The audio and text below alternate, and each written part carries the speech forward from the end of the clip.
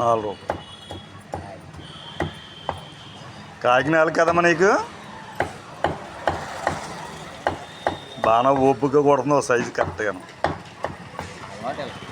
అలవాటు.